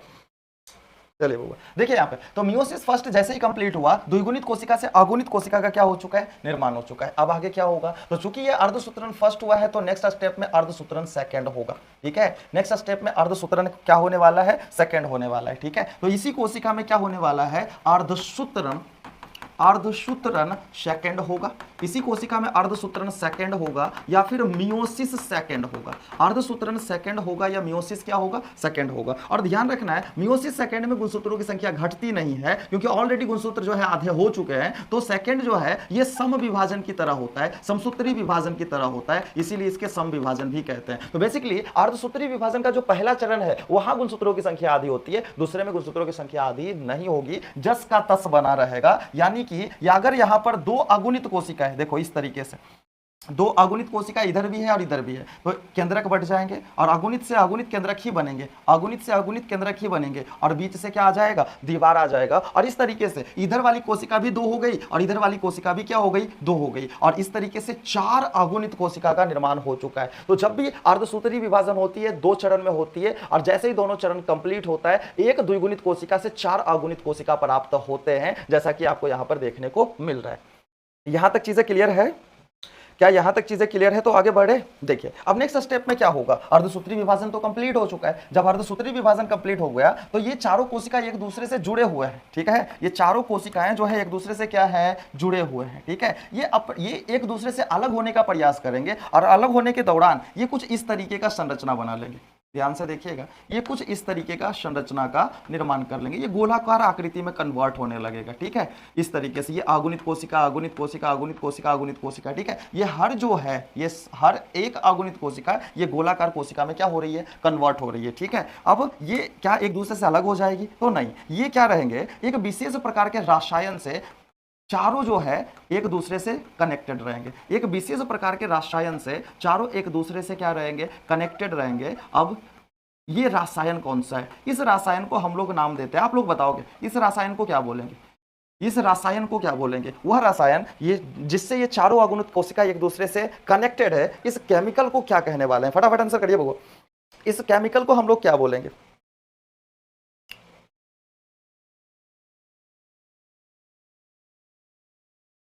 वेट कर रहे हैं हम आप लोगों के आंसर का। इस केमिकल को हम लोग क्या बोलेंगे? चलिए, हमें पता है। हाँ, मधु यदुवंशी ने आंसर किया कैलोज बोलते हैं। मधु यदुवंशी ने आंसर किया कैलोज बोलते हैं। बहुत बढ़िया बउआ। तो ये जो केमिकल है इसे कैलोज बोलते हैं, ठीक है। ये जो केमिकल यहाँ पर आपको दिखाई दे रहा है जिससे ये कनेक्टेड है, ठीक है, इसे हम लोग क्या नाम बोलते हैं? कैलोज बोलते हैं। इसे कैलोज बोलते हैं। कैलोज ऐसे लिखते हैं बुआ, स्पेलिंग आपने गलत लिखा था, ठीक है। कैलोज ऐसे लिखा जाता है। कैलोज नाम के केमिकल से, रसायन से ये चारों कोशिका एक दूसरे से जुड़े हुए हैं, ठीक है। अब ये जो चारों कोशिका है ना, इसकी प्रत्येक कोशिका को ध्यान रखना है, इसकी प्रत्येक कोशिका को कहा जाता है लघु बीजाणु। इसकी प्रत्येक कोशिका को हम लोग क्या कहेंगे? लघु बीजाणु, ठीक है। यानी लघु बीजाणु मातृ कोशिका ने अर्धसूत्री विभाजन करके लघु बीजाणु का निर्माण कर दिया, माइक्रोस्पोर का निर्माण कर दिया, लघु बीजाणु का निर्माण कर दिया। लेकिन ये लघु बीजाणु जो है एक दूसरे से जुड़े हुए हैं, और जब लघु बीजाणु एक दूसरे से जुड़े हुए हैं और संख्या 4 है, तो इस स्थिति को हम लोग नाम देंगे लघु बीजाणु चतुष्टय। इस स्थिति को क्या बोलेंगे? लघु बीजाणु चतुष्टय बोलेंगे। इस स्थिति को हम लोग लघु बीजाणु चतुष्टय बोलेंगे, या फिर इसे बोलेंगे माइक्रोस्पोर टेट्राड। इस स्थिति को हम लोग लघु बीजाणु चतुष्टय बोलेंगे या माइक्रोस्पोर टेट्राइड बोलेंगे। बात क्लियर है? शेखर कुमार कैलोज, बहुत बढ़िया बउआ, ठीक है। लघु बीजाणु चतुष्टय बोलेंगे। चलो, तो 4 लघु बीजाणुओं का जो समूह होगा उसे हम लघु बीजाणु चतुष्टय या माइक्रोस्पोर क्या बोलेंगे? टेट्राड बोलेंगे। अब जरा सा बात को समझिए, यहां पर क्या बोला गया? सर जी, लघु बीजाणु मातृ कोशिका की सूत्रगुणिता कितनी होती है? लघु बीजाणु मातृ कोशिका की सूत्रगुणिता क्या होगी? द्विगुणित होगी। तो लघु बीजाणु की सूत्रगुणिता क्या होगी? तो लघु बीजाणु की सूत्रगुणिता अगुणित होगी, ठीक है। तो लघु बीजाणु को बनाने वाली कोशिका द्विगुणित होती है, लेकिन लघु बीजाणु क्या होती है? अगुणित होती है, क्योंकि यहां पर विभाजन अर्धसूत्री होता है। क्या चीजें क्लियर है? क्या चीजें क्लियर है? अब क्या होने वाला है? देखो, ये चारों अलग होने का प्रयास कर रहे हैं, लेकिन ये अलग हो नहीं पा रहे हैं, ठीक है। इसलिए ये हेल्प लेगा। किसका हेल्प लेगा? तो ये सब क्रिया चल कहां रही है? ये सब क्रिया जो चल रही है बउआ, वो लघु बीजाणु धानी में चल रही है। ये जो संरचना आप देख रहे हो, इसे आप क्या कहते हो? लघु बीजाणु धानी कहते हो। लघु बीजाणु धानी में चल रहा है, माइक्रोस्पोरेंजिया बोलते हैं, माइक्रोस्पोरेंजियम बोलेंगे, ठीक है। तो ये माइक्रोस्पोरेंजियम में चल रहा है। अब देखो, इसको जब भी किसी चीज की जरूरत पड़ेगी, किससे मांगेगा? ये लघु बीजाणु धानी की दीवार से मांगेगा। और लघु बीजाणु धानी की दीवार को क्या बोलते हैं? तो लघु बीजाणु धानी की दीवार को हम लोग टैपिटम बोलते हैं। ये टैपिटम से डिमांड करेगा कि हमें अलग होना है, कुछ जुगाड़ करिए। तो यहां पर क्या होने वाला है? जो टैपिटम है शराबित कर देगा। टैपिटम ऐसे रसायन को शराबित कर देगा। टैपिटम जो है ऐसे रसायन को यहां पर शराबित करेगा जो कैलोज का दुश्मन होगा, ठीक है। तो यहां पर हेल्प कौन करेगा? टैपिटम करेगा, ठीक है। टैपिटम क्या करेगा? विशेष रसायन को शराबित करेगा। टैपिटम शराबित करेगा। यहां पर किसको शराबित करेगा? तो एक विशेष प्रकार का रसायन जिसको हम कैलोज कहेंगे, कैलेज कहेंगे। क्या कहेंगे? कैलेज कहेंगे, ठीक है। कैलोज का दुश्मन होता है कैलेज। कैलोज का दुश्मन होता है कैलेज। कैलेज का सरावन होगा। कैलेज पहुंचेगा इस जगह पर और जो भी कैलोज है इसको नष्ट कर देगा। कैलोज को नष्ट कर देगा, और जब कैलोज नष्ट हो जाएंगे तो ये चारों कोशिका एक दूसरे से क्या हो जाएगी? अलग हो जाएगी। और इस तरीके से 4 स्वतंत्र लघु बीजाणु का निर्माण हो जाएगा। इस तरीके से 4 स्वतंत्र लघु बीजाणु का क्या हो जाएगा? निर्माण हो जाएगा। क्या बातें क्लियर समझ में आ गई? कि कैलेज आया, कैलोज को क्या कर दिया? डिस्ट्रॉय कर दिया, और सभी लघु बीजाणु कोशिका को स्वतंत्र कर दिया। और इस तरीके से 1 2 3 और 4, ठीक है, अगुणित कोशिका हमें मिल गया। और ये प्रत्येक अगुणित कोशिका को हम लोग लघु बीजाणु कह रहे हैं। प्रत्येक अगुणित कोशिका को हम लोग क्या कह रहे हैं? लघु बीजाणु कह रहे हैं। क्या चीजें क्लियर है? यहां तक चीजें क्लियर है? क्लियर है तो क्लियर लिखिए, आगे बढ़ेंगे। क्लियर है तो क्लियर बोलिए, आगे बढ़ते हैं, ठीक है। तो ये है लघु बीजाणु, ये है लघु बीजाणु, यानी माइक्रोस्पोर है। ये लघु बीजाणु है, यानी ये क्या है? माइक्रोस्पोर है। आप लोग बताइए कि एक लघु बीजाणु मातृ कोशिका से कितने लघु बीजाणु कोशिका का निर्माण होता है? आंसर करिए बउआ। एक लघु बीजाणु मातृ कोशिका से कितने लघु बीजाणु का निर्माण होता है? एक लघु बीजाणु मातृ कोशिका से कितने लघु बीजाणु का निर्माण होता है? ये क्वेश्चन है आपका, ठीक है। ये क्वेश्चन है आपका। हमने क्वेश्चन क्या पूछा कि सर जी, एक लघु बीजाणु मातृ कोशिका है, एक क्या है? लघु बीजाणु, एक लघु बीजाणु मातृ कोशिका है, एक लघु बीजाणु मातृ कोशिका है। तो इससे आपको बताना है कि कितने लघु बीजाणु का निर्माण होगा, कितने लघु बीजाणु का निर्माण होगा, बताइए। सभी लोगों का आंसर आ रहा है। मधु यदुवंशी ने बोला 4 है, ठीक है बबुआ, बहुत बढ़िया बबुआ। नंदिनी सिंह ने बोला 4 है, नौलेश यादव ने बोला 4 है, कोमल ने बोला 4 है, बहुत बढ़िया बबुआ, ठीक है। तो अगर एक लघु बीजाणु मातृ कोशिका 4, तो यहां पर जो आंसर होगा वो 4 होगा, ठीक है। तो 4 लघु बीजाणु का निर्माण करेंगे। इसी तरीके से यदि यहां पर लिख दिया जाए कि बताइए 50 लघु बीजाणु मातृ कोशिकाएं हैं, 50 लघु बीजाणु मातृ कोशिकाएं हैं, तब जाकर कितने लघु बीजाणु का निर्माण होगा। अब आंसर करिए, अगर 50 को लघु बीजाणु मातृ कोशिका है तो कितने लघु बीजाणुओं का निर्माण होगा। 50 लघु बीजाणु मातृ कोशिका है तो कितने लघु बीजाणुओं का निर्माण होगा, फटाफट आंसर करिए बबुआ। रजनी यादव बोल रहे हैं सर जी कैलोज वाला फिर से बताइए, बता देते हैं बबुआ। ब्यूटी कुमारी ने आंसर किया 200, नॉलेज यादव ने आंसर किया, नॉलेज यादव ने आंसर किया 200, नंदिनी सिंह ने आंसर किया 200, रोहित कुमार ने आंसर किया है, बहुत बढ़िया बुआ। राकेश कुमार यादव ने 200 आंसर किया है, बहुत बढ़िया बुआ, ठीक है। तो यहाँ पर 200 होंगे ही, ठीक है। एक बार जब अर्धसूत्री विभाजन होता है तो 4 लघु बीजाणु का निर्माण होता है। तो एक लघु बीजाणु मातृ कोशिका से कितने बने थे, तो यहाँ आंसर हो जाएगा 4, और यहाँ पर आंसर कितना हो जाएगा 200 हो जाएगा। हम 400 से क्या कर देंगे, गुना कर देंगे। अब इसी को थोड़ा सा उलट करके क्वेश्चन आपसे पूछ लिया जाता है कि बताइए कि यहां पर करना क्या है कि मान के चलिए कि 800, ठीक है, 800 लघु बीजाणु का निर्माण करना है। 800 लघु बीजाणु बनाने के लिए कितने लघु बीजाणु मातृ कोशिका की जरूरत पड़ेगी, आंसर करेंगे वो। लघु बीजाणु मातृ कोशिका की जरूरत पड़ेगी, मातृ कोशिका की जरूरत पड़ेगी। 800 लघु बीजाणु बनाना है तो कितने लघु बीजाणु मातृ कोशिका की आवश्यकता पड़ेगी। 800 बनाने के लिए कोमल कुमारी ने आंसर किया 200 लघु बीजाणु मातृ कोशिका की जरूरत पड़ेगी। मधु यदुवंशी ने आंसर किया 200 की जरूरत पड़ेगी, बहुत बढ़िया। नंदिनी सिंह ने आंसर किया 3200। बउआ क्वेश्चन को ध्यान से समझिए, 800 लघु बीजाणु कोशिका बनानी है, तो इससे तो 800 लघु बीजाणु कोशिका बनाने के लिए कितने लघु बीजाणु मातृ कोशिका की जरूरत पड़ेगी। नॉलेज यादव आंसर कर रहे हैं 3200,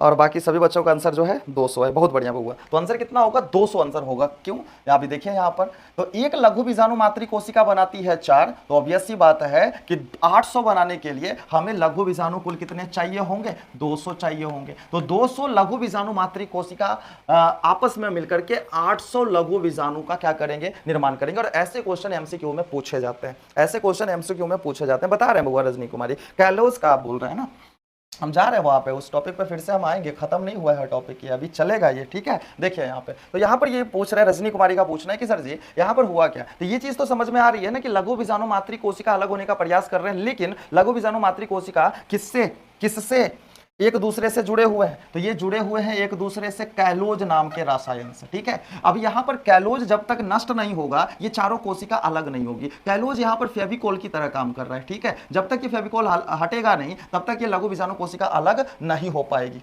बात समझ रहा है ना। तो यहाँ पर जरा सा बात को समझिए, तो इसने क्या किया, लघु बीजाणु कोशिका अलग होना चाह रही है और अलग हो नहीं पा रही है, तो ये इसको पोषण देने वाला जो कोशिका है उससे ये क्या करेगा, गुहार लगाएगा। ये किससे गुहार लगाएगा, टैपिटम से। ये किसको बोलेगा, टैपिटम को, कि हमें जो है अलग होना है और ऐसा कुछ जुगाड़ करिए जिससे हम अलग हो पाए। तो टैपिटम यहां पर हेल्प करेगा, ये शराबित करेगा कैलेज नाम का एंजाइम। कैलेज क्या है, तो ये एंजाइम है, ध्यान रखना, ये रसायन है और ये क्या है, एंजाइम है। कैलेज नाम का एंजाइम शराबित करेगा। अब ये जो कैलेज आएगा और कैलेज आकर कैलोज को नष्ट कर देगा, यानी ये फेविकोल जो है इसको खत्म कर देगा, तो ये चारों कोशिका एक दूसरे से क्या हो जाएंगे, अलग हो जाएंगे। और हमें 4 जो है, एक लघु बीजाणु मातृ कोशिका से 4 लघु बीजाणु कोशिका प्राप्त, 4 स्वतंत्र लघु बीजाणु कोशिका प्राप्त हो जाएंगे। बात क्लियर है।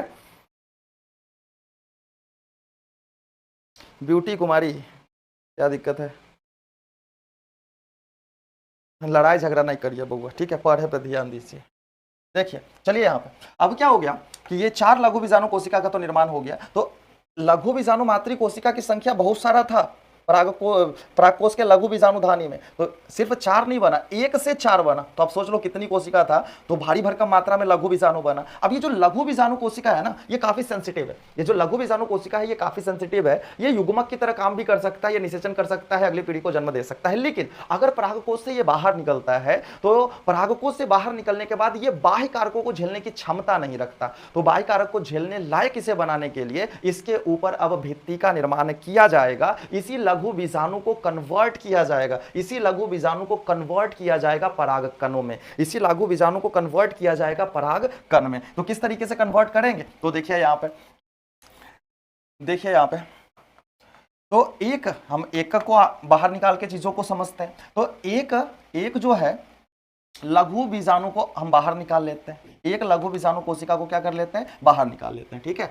तो एक लघु बीजाणु कोशिका को हमने क्या कर लिया, बाहर निकाल लिया। ये कोशिका कैसी है, अगुणित कोशिका है। चीजें समझ में आ रही है। और जिस तरीके से आगे की क्रिया इस एक कोशिका के साथ चलेगी वो सबके साथ चलेगी। अगर ये परागकण आगे चल के बनेंगे तो ये सभी परागकण में कन्वर्ट हो जाएंगे। ठीक है, सबसे पहला काम क्या होगा, ये लघु बीजाणु कोशिका है ना, ये जो लघु बीजाणु कोशिका आप देख रहे हो, ये लघु बीजाणु कोशिका स्वयं क्या करने वाली है, स्वयं यहां पर हम कह रहे हैं लघु बीजाणु कोशिका जो है स्वयं एक विशेष प्रकार के रसायन का स्रावन करेंगे। विशेष प्रकार क्या हो गया, यहां पर पेक्टोसेलुलोज नाम के रसायन का स्रावन करेंगे और बाहर में एक समतल रूप से घेरने वाली दीवार का रचना कर लेंगे। बाहर में एक समतल रूप से घेरने वाली दीवार का क्या कर लेंगे, रचना कर लेंगे। ये जो दीवार बनाई किसने बनाई, तो स्वयं लघु बीजाणु कोशिका ने बनाई। लघु बीजाणु कोशिका ने अपने बाहर एक सतत परत का क्या किया, निर्माण किया। इतनी बातें समझ में आ गई। ये सतत परत का क्या हुआ है, निर्माण हुआ। अब आगे क्या होने वाला है, तो देखिए यहां पर एक भित्ति चढ़ गई है। लघु बीजाणु के ऊपर जैसे ही भित्ति चढ़ जाती है ना बउआ,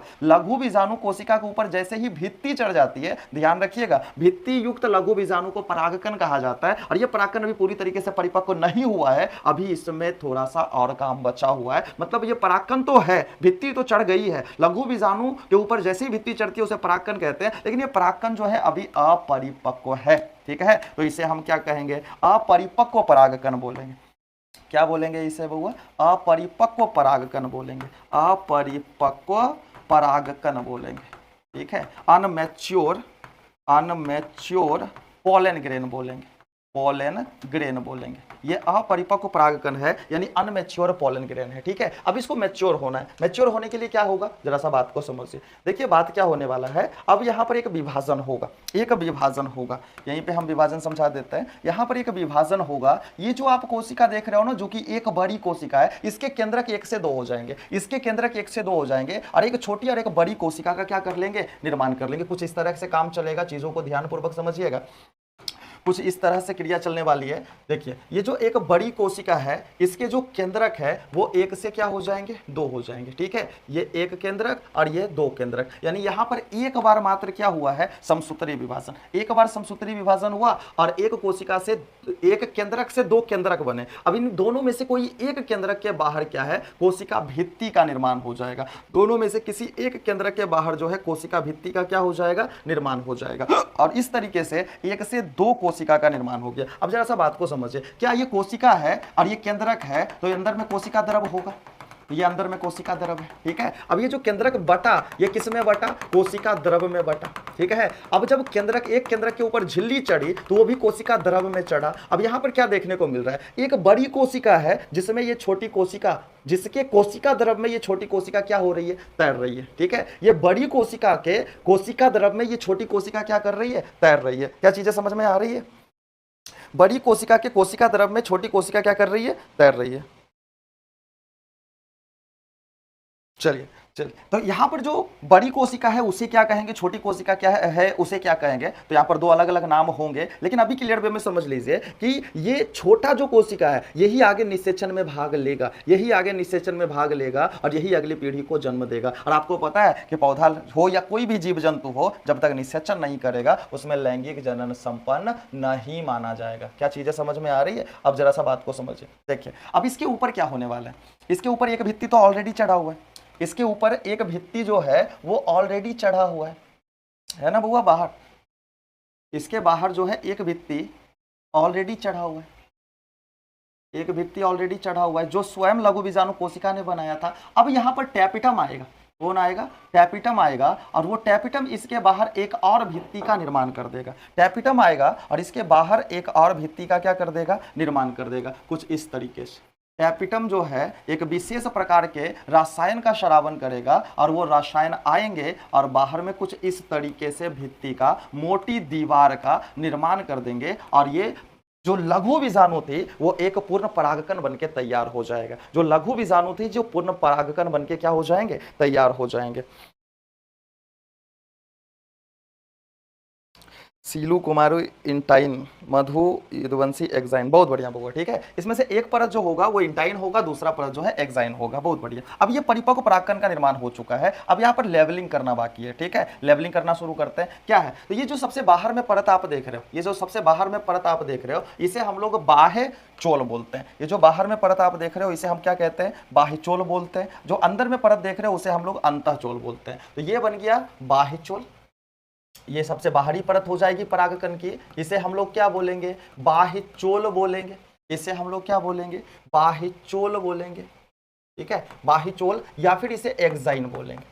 ठीक है, बाह्य चोल या फिर क्या बोलेंगे, एक्साइन बोलेंगे। ये बाहर वाली जो परत है, ठीक है, इसके बारे में यदि हम लोग जो है जानना शुरू करें तो ये जो बाहर वाली परत है ये बनाया किसने, तो बाहर वाली परत जो है ये किसके द्वारा बनाया गया, टैपिटम के द्वारा बनाया गया। किस रसायन का बना हुआ है ये, तो ये बना हुआ है स्पोरोपोलिन नामक रसायन का, स्पोरोपोलिन नामक रसायन का। और ये जो स्पोरोपोलिन है ये किसके द्वारा स्रावित हुआ था, ये किसके द्वारा स्रावित हुआ था, तो ये स्रावित हुआ था यानी सिक्रीटेड बाई किसके द्वारा, टैपिटम के द्वारा। टैपिटम ने स्पोरोपोलिन का स्रावन किया और स्पोरोपोलिन ने बाह्य चोल का क्या किया, निर्माण किया। ठीक है, इसके बाद फिर क्या है, अंदर में ये जो पहले परत बनी थी इसे हम लोग क्या कहेंगे, अंतः चोल कहेंगे। अंदर में जो परत बनी थी इसे हम लोग क्या बोलेंगे, अंतः चोल बोलेंगे। इसे अंतः चोल कहा जाता है, इसे हम लोग क्या कहते हैं, अंतः चोल, या फिर इसे इंटाइन बोलते हैं। अंतः चोल या फिर क्या बोलते हैं, इंटाइन बोलते हैं। इसको किसने बनाया, इसको स्वयं जो है लघु बीजाणु कोशिका ने बनाया है। ठीक है, लघु बीजाणु जो कोशिका था ये स्वयं ही स्रावित किया था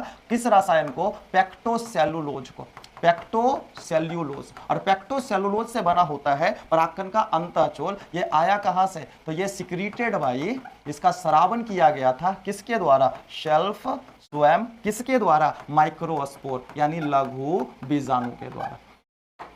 माइक्रोस्पोर ने इसका स्रावन किया था यानी लघु बीजाणु कोशिका ने इसका स्रावन किया था। क्या इतनी चीजें क्लियर है, क्या इतनी चीजें क्लियर है, चलिए इतनी चीजें क्लियर है तो आगे बढ़ते हैं। इसके अंदर में आपको क्या देखने को मिल रहा है, दो कोशिका।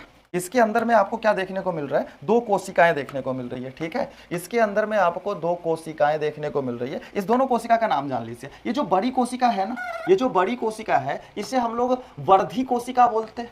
इसे हम लोग वर्धी या फिर कायिक कोशिका कहते हैं। वर्धी या फिर क्या बोलेंगे, कायिक कोशिका बोलेंगे, या फिर इसे बोलेंगे वेजिटेटिव सेल, वेजिटेटिव सेल बोलेंगे। वर्धी या फिर कायिक कोशिका बोलेंगे या फिर वेजिटेटिव सेल बोलेंगे। और ये जो छोटका कोशिका है जो वर्धी कोशिका के कोशिका द्रव में तैर रहा है इसे हम लोग नाम देंगे जनन कोशिका। इसे हम लोग क्या बोलेंगे, जनन कोशिका बोलेंगे, या फिर इसे जेनेरेटिव सेल बोलेंगे। जनन कोशिका या फिर क्या कहेंगे, जेनरेटिव सेल कहेंगे। क्या इतनी चीजें क्लियर है कि एक परिपक्व परागकण में आपको क्या देखने को मिल रहा है, सुस्पष्ट दो परत देखने को मिल रही है, अंतः चोल और बाह्य चोल। फिर आपको अंदर में दो कोशिका देखने को मिल रहा है, एक बड़ी कोशिका वर्धी कोशिका और एक छोटी कोशिका जिसे हम क्या बोल रहे हैं, जनन कोशिका या जेनरेटिव सेल। और ये जो जनन कोशिका है यही आगे चलकर क्या करती है, निषेचन में भाग लेती है। यही निषेचन में क्या करती है, भाग लेती है। ठीक है, यही निषेचन में भाग लेती है। तो अगर ये निषेचन में भाग लेता है तो ये क्या हो जाएगा, यही वास्तव में नर युग्मक होगा। यही वास्तव में क्या होगा, नर युग्मक होगा। अगर ये नर युग्मक है तो ये पूरी संरचना क्या है, ये पूरी संरचना को हम लोग परागकण कहेंगे। पूरी संरचना को क्या कहेंगे, परागकण। ये छोटका जो है नर युग्मक है तो ये पूरा संरचना क्या हो जाएगा, परागकण हो जाएगा। ठीक है, छोटका यदि नर युग्मक है तो ये पूरा संरचना क्या हो जाएगा, परागकण हो जाएगा। तो यहाँ पर परिपक्व परागकण का क्या हो चुका है, निर्माण हो चुका है। अगर आपसे पूछे कि बताइए परागकण क्या है, तो परागकण क्या होगा बुआ, परागकण ऐसी विशेष संरचना है जिसके अंदर पाया जाता है पौधे का नर युग्मक, यानी यह पौधे का क्या है, तो परागकण जो है पौधे का नर युग्म कोदभिद कहलाता है। नर युग्म कोदभिद, या फिर इसे कहते हैं मेल गैमीटोफाइट कहते हैं। यानी परागकण ऐसी संरचना है जिसके अंदर नर युग्मक पाया जाता है, इसीलिए परागकण को हम नर युग्मकोद्भिद यानी मेल गैमीटोफाइट कहते हैं, मेल गैमीटोफाइट कहते हैं। कोमल कुमारी, जनरेटिव सेल का स्पेलिंग आपने गलत लिखा है, ठीक है। चलिए इसे हम क्या कहेंगे, परागकण को क्या बोलेंगे, नर युग्मकोद्भिद या मेल गैमीटोफाइट कहेंगे। क्यों कहेंगे मेल गैमीटोफाइट, क्योंकि परागकण ऐसी संरचना जिसके अंदर नर युग्मक पाया जाता है, तो जिसके अंदर नर युग्मक होगा उस पूरी संरचना को नर युग्मकोद्भिद बोलेंगे या फिर मेल गैमीटोफाइट बोलेंगे। और ये क्वेश्चन आपका बोर्ड पूछ रखा है कि बताइए निम्न में से कौन पौधे के नर युग्मकोद्भिद को सूचित करता है या प्रदर्शित करता है, तो आंसर करना होगा परागकण। और वही नर युग्मक पूछे तो आंसर क्या करोगे, जनन कोशिका। जनन कोशिका क्या है, नर युग्मक, क्योंकि यही निषेचन में भाग लेगा। क्या चीजें क्लियर है इतनी, क्या इतनी चीजें क्लियर है, क्या इतनी चीजें क्लियर है, बिल्कुल क्लियर है। चलिए अब आगे चलते हैं। अब देखिए यहां पर क्या है, इस चीजों को हम एक स्लाइड में लाते हैं, ठीक है। इस चीजों को हम क्या करते हैं, एक स्लाइड में लाते हैं, और किन्हीं को किसी तरह का तकलीफ हो तो आप अभी पूछ लीजिएगा बउआ, ठीक है। क्योंकि पूरी प्रोसेस फिर से बताना ये पॉसिबल नहीं है, पूरी प्रोसेस को फिर से बताना ये पॉसिबल नहीं है। पॉसिबल तो है लेकिन बहुत ज़्यादा टाइम लगेगा, जो कि आप देख रहे हो कि काफ़ी टाइम लगा, ठीक है। तो यहाँ पर आप देखो पूरी प्रक्रिया आपके नज़र के सामने है। क्या कोई स्टेप में कहीं से कोई दिक्कत नज़र आ रही है, किसी स्टेप में कहीं से कोई दिक्कत नज़र आ रही है, किसी भी स्टेप पे दिक्कत है तो पूछ सकते हैं क्वेश्चन।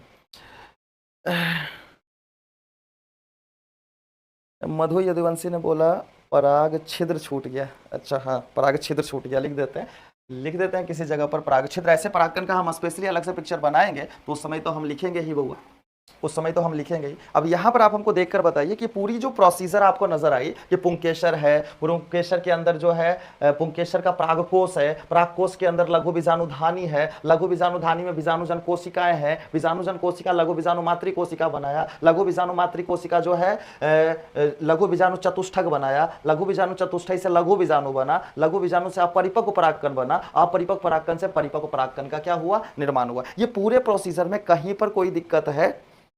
आयुष राज यादव कुछ बोलना चाह रहे हैं क्या? शीलू कुमारी कह रहे हैं सब क्लियर है, बहुत बढ़िया बउआ। मधु यदुवंशी, पराग क्षेत्र छूट गया, हम आगे जो है परागकण का जो पिक्चर समझाएंगे, परागकण के बारे में स्पेशली डिस्कशन करेंगे तो वहां पर हम लिखेंगे। कोमल कुमारी बोल रहे हैं मेल गैमीटोफाइट, बहुत बढ़िया बउआ। मधु यदुवंशी, नर युग्मकोद्भिद होता है, ठीक है बउआ, बहुत बढ़िया, ठीक है। क्या यहाँ तक में किन्हीं को कोई दिक्कत है? क्या पूरा प्रोसीजर अच्छे से समझ में आ गई, पूरा प्रक्रिया अच्छे से समझ में आ गई? तो क्या हम इसका डिस्क्रिप्शन देखें? अब देखो होगा क्वेश्चन आपके सामने क्या था, लघु बीजाणु जनन क्या होता है, ठीक है। लघु बीजाणु जनन क्या होता है, तो सिंपल सी बात है, ये जो लघु बीजाणु मातृ कोशिका है ना, लघु बीजाणु मातृ कोशिका के द्वारा लघु बीजाणु बनने की जो प्रक्रिया है, यहां से लेकर यहां तक जो प्रक्रिया है, लघु बीजाणु मातृ कोशिका के द्वारा लघु बीजाणु बनाने की जो प्रक्रिया है, इसे हम लघु बीजाणु जनन बोलेंगे। लघु बीजाणु मातृ कोशिका से लघु बीजाणु मातृ कोशिका से लघु बीजाणु बनने की जो प्रक्रिया है, लघु बीजाणु जनन कहलाएगी। क्या चीजें क्लियर है? क्या चीजें क्लियर है? क्लियर है। रोहित कुमार बोल रहे क्लियर है, शिवराज कुमार बोल रहे क्लियर है, कहीं से कोई दिक्कत नहीं है। चलिए इसका डिस्क्रिप्शन देख लेते हैं अब थोड़ा सा, ठीक है। क्योंकि होता है एक्जैक्टली में क्या है कि कभी कभी 5 मार्क्स में क्वेश्चन पूछते हैं ना, तो आपको बस इतना ही पूछ लेंगे कि लघु बीजाणु जनन का डेफिनेशन बता दीजिए, और उसके बाद आप पिक्चर के द्वारा बता दीजिए किस तरह से लघु बीजाणु जनन होता है। और कभी कभी ऐसा बोल देते हैं कि लघु बीजाणु जनन का पिक्चर भी समझाइए और पिक्चर के बारे में आप वर्णन भी करिए, ठीक है। तो पिक्चर तो हमने समझा दिया, लघु बीजाणु जनन का डेफिनेशन भी क्लियर है, और लघु बीजाणु जनन की पूरी प्रक्रिया भी क्या है, क्लियर है, ठीक है। अब इसके वर्णन करना है, तो वर्णन करने के लिए, उस समस्या का समाधान के लिए हमने यहां पर क्या किया है, इसका डिस्क्रिप्शन दिया है। जरा सा तेजी में हम इसको जो है पढ़ लेते हैं, समझ लेते हैं, ठीक है। क्या चीजें नजर आ रही है? सबसे पहले तो डेफिनेशन पूछा गया कि लघु बीजाणु जनन होता क्या है, ठीक है। तो लघु बीजाणु जनन का डेफिनेशन देना सबसे पहला काम होगा हमारा। तो डेफिनेशन देखते हैं। देखिए डेफिनेशन में क्या बोला गया कि सर जी, परागकोश के लघु बीजाणुधानियों में परागकोश था और उसके अंदर लघु बीजाणुधानी था। लघु बीजाणुधानी के अंदर बना क्या, लघु बीजाणु मातृ कोशिका। लघु बीजाणु मातृ कोशिका के द्वारा क्या बनना, लघु बीजाणु मातृ कोशिकाओं द्वारा लघु बीजाणु निर्माण की संपूर्ण प्रक्रिया को क्या बोलेंगे, लघु बीजाणु जनन बोलेंगे या माइक्रोस्पोरोजेनेसिस बोलेंगे। लघु बीजाणु जनन या माइक्रोस्पोरोजेनेसिस बोलेंगे। क्या डेफिनेशन क्लियर है? क्या डेफिनेशन क्लियर है? डेफिनेशन यहां पर क्या है कि परागकोश के लघु बीजाणुधानियों में लघु बीजाणु मातृ कोशिकाओं द्वारा लघु बीजाणुओं के निर्माण की संपूर्ण प्रक्रिया लघु बीजाणु जनन या क्या कहलाएगी, माइक्रोस्पोरोजेनेसिस कहलाएगी। और जनरली ये डेफिनेशन आपको 2 मार्क्स में पूछे जाते हैं। ठीक है, चलते हैं। लघु बीजाणु जनन की संपूर्ण प्रक्रिया क्या थी? सबसे पहले क्या हुआ, लघु बीजाणु जनन प्रक्रिया के दौरान सबसे पहला काम हुआ, बीजाणुजन कोशिकाएं लगातार समसूत्री विभाजन की और समसूत्री विभाजन करके बहुत सारे लघु बीजाणु मातृ कोशिका का क्या किए, निर्माण किए। ठीक है, जब लघु बीजाणु मातृ कोशिका बन गई तो प्रत्येक लघु बीजाणु मातृ कोशिका क्या किया, अर्धसूत्री विभाजन, और अर्धसूत्री विभाजन करके किसका निर्माण किया, लघु बीजाणु चतुष्टय का, यानी माइक्रोस्पोर टेट्राड का निर्माण किया। माइक्रोस्पोर टेट्राड का निर्माण किया। जब माइक्रोस्पोर टेट्राड बन गए तो क्या हुआ, लघु बीजाणु चतुष्टय जो है 4 अगुणित लघु बीजाणु कोशिकाओं का समूह होता है। कभी कभी क्वेश्चन जो है आपसे 2 मार्क्स में क्वेश्चन पूछ लेंगे, बताइए ये लघु बीजाणु चतुष्टय क्या होता है। तो लघु बीजाणु चतुष्टय का मतलब क्या है कि लघु बीजाणु चतुष्टय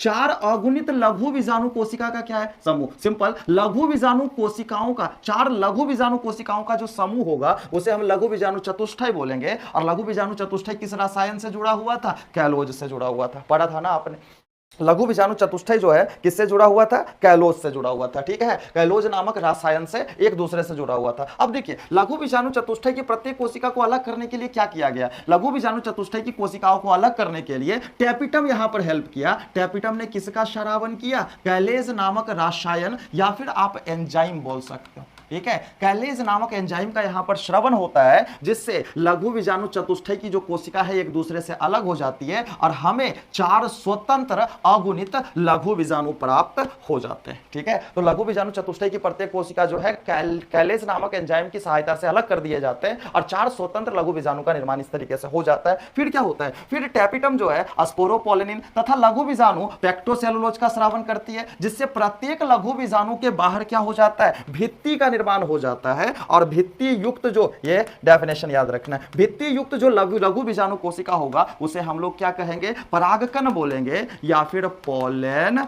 ग्रेन बोलेंगे। परागकण बोलेंगे या फिर क्या बोलेंगे, पोलन ग्रेन। वैसा लघु बीजाणु कोशिका जिसके ऊपर भित्ति का निर्माण हो चुका है, अंतःचोल और बाह्यचोल बन गया है, उसे हम लोग परागकण बोलेंगे। ठीक है, तो भित्ति युक्त लघु बीजाणु कोशिकाएं क्या कहलाती है, परागकण कहलाती है। क्या होता है, लघु बीजाणु कोशिका एक बार समसूत्री विभाजन करती है और 2 कोशिका का निर्माण कर लेती है, जिससे परिपक्व परागकण बन जाता है। और परिपक्व परागकण में आपको क्या देखने को मिलता है, जैसे ही परिपक्व परागकण बन गया, लघु बीजाणु जनन की प्रक्रिया जो है पूरी तरीके से समाप्त हो गई। हालांकि लघु बीजाणु बन गया तभी प्रक्रिया समाप्त हो गई, लेकिन यहां पर हमने लिख दिया कि चलो पूरा परागकण बनने की प्रक्रिया क्या कहला रही है, लघु बीजाणु जनन कहला रही है। क्या यहां तक में किसी को कोई दिक्कत, यहां तक में किसी को कोई दिक्कत नहीं ना। चलिए, तो इसके बाद फिर क्या हो जाएगा, तो इसके बाद आपका जो है परागकण जब बन गया तो अब परागकण की संरचना को, परागकण के बारे में, परागकण का डेफिनेशन, परागकण क्या है, ये सारी चीजों को हम लोग अगले क्लास में सीखेंगे।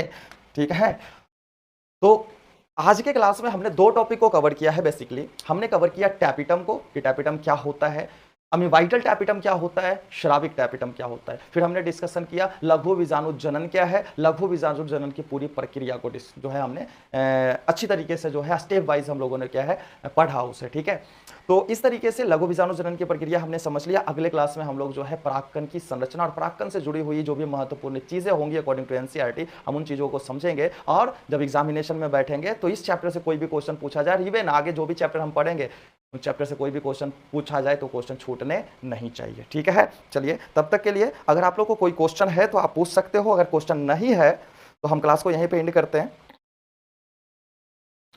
मेरा ध्यान है कमेंट बॉक्स पे, तो आप लोग जो है अगर क्वेश्चन है तो पूछ लीजिए, अगर नहीं है क्वेश्चन, अगर इन फ्यूचर अगर हाँ नोट्स कॉपी जो है इसका जो पीडीएफ है हम आपको जो है ग्रुप में प्रोवाइड करा देंगे, जिनका छोटा बड़ा होगा वो कंप्लीट कर लेंगे। ठीक है, पिक्चर पहले बनानी है, फिर उसके बाद उसका डिस्क्रिप्शन देनी है। ठीक है, नोट कॉपी चेक कर लेंगे, बिल्कुल वो नोट कॉपी चेक कर लेंगे। नंदिनी सिंह गुड नाइट बोल रहे हैं, बहुत बढ़िया हुआ। चलिए ठीक है, तो ठीक है, तब तक के लिए स्वस्थ रहिए, मस्त रहिए, पढ़ते रहिए, गुड नाइट हुआ।